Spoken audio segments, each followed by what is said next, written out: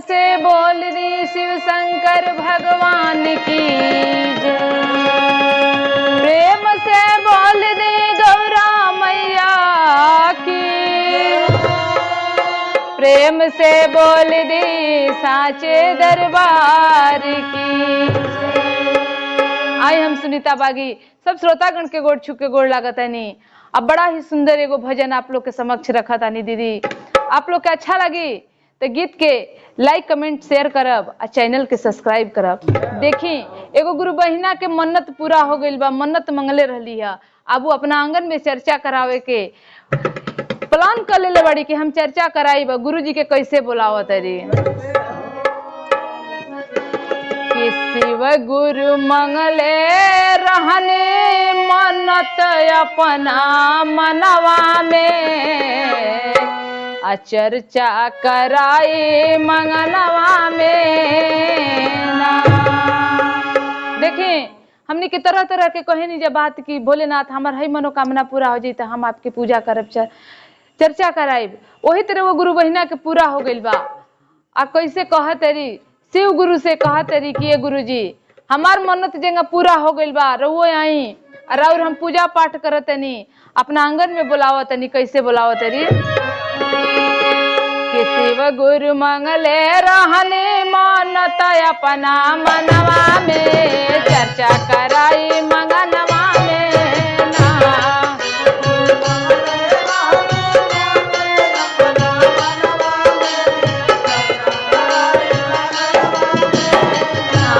शिव गुरु मंगले रहने मन्नत अपना मनवा में, चर्चा कराई मंगनवा में ना।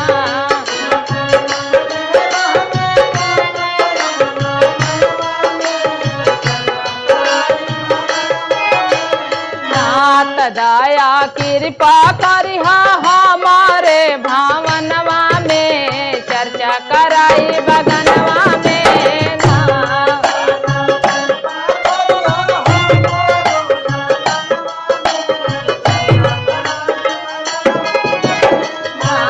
दया कृपा करिहा हमारो भावनवा में, चर्चा कराई अंगनवा में ना।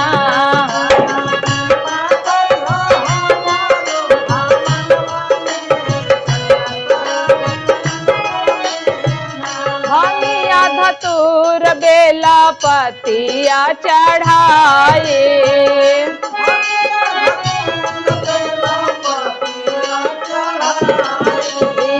रहुए चरण में भोला जिंदगी बिताए।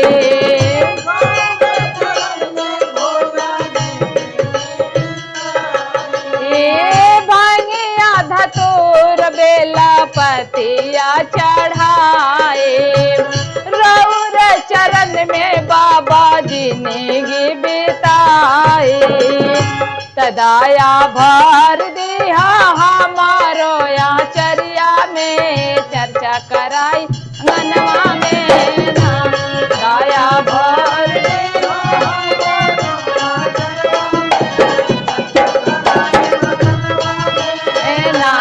दया भर दिया हमारो आचरवा में, चर्चा कराई बंगनवा में ना।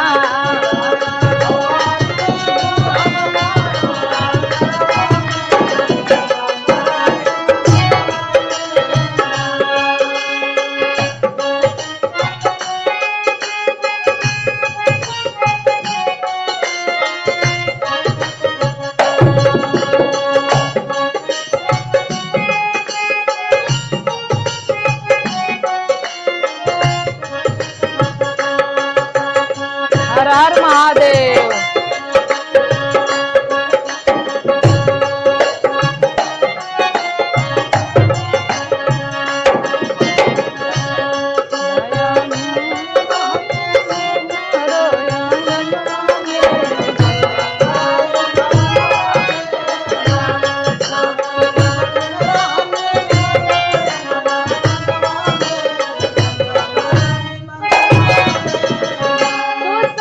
चटाइया के आसनी लगाई,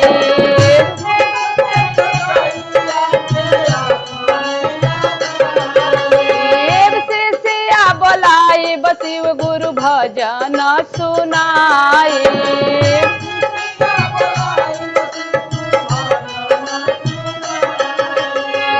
कुश के चटाइया के आसनी लगाई, शिष्या बोलाई शिव गुरु भजन सुनाई। कि शिव गुरु दर्शन दिहले हमारो सपनवा में, चर्चा कराई मगनवा में ना।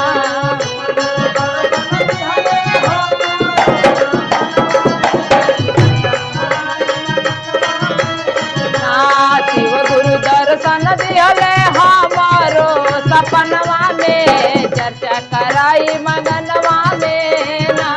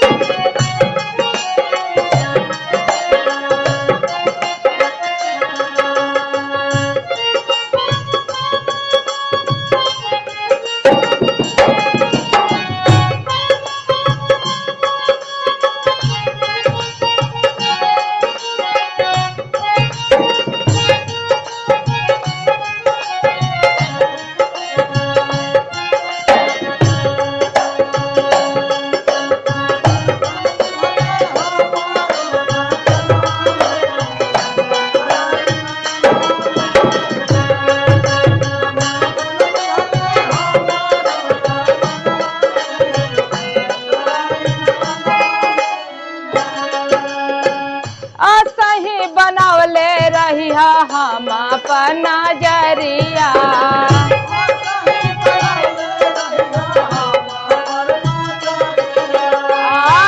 कहू न आवे दीहा दुखवा विपतिया।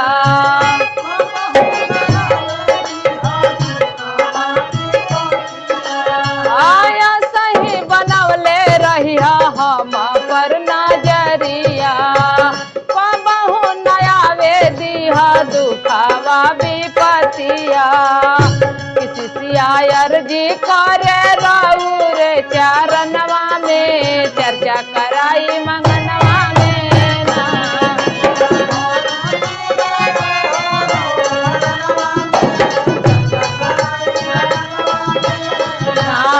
सियायर जी करे राउर चरणवा में, चर्चा कराई मंगनवा में ना।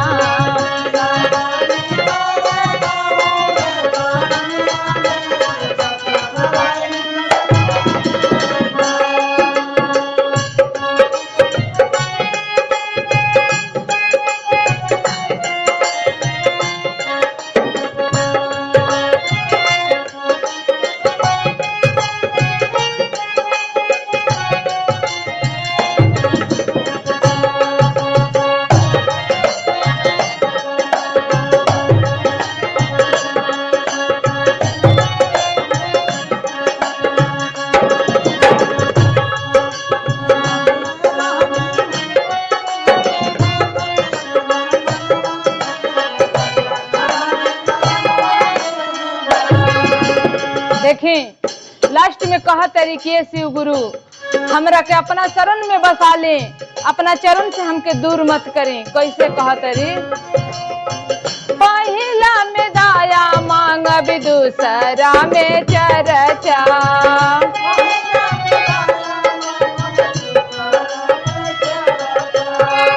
तीसरा में नामल करब मनावे के खर्चा।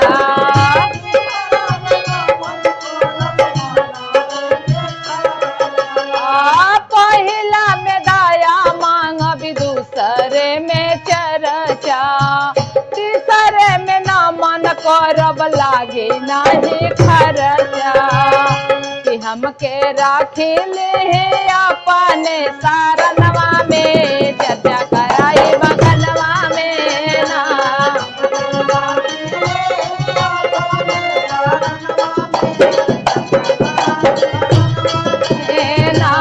हमके राख ले ही अपने सारनवा में चर्चा कराई मगनवा में ना।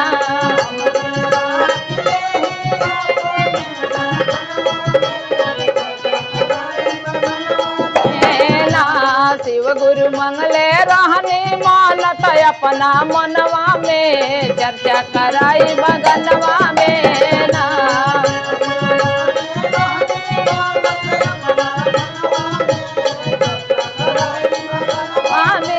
ना दया कृपा करिया हमारे भवनवा में चर्चा कराई मगनवा में। दया कृपा करिया हमारे भवनवा में चर्चा कराई मगनवा में ना। कि दया कृपा करिया हमारे भवनवा में चर्चा कराई मंगनवा में ना। प्रेम से बोल दी शिव गुरु महाराज की।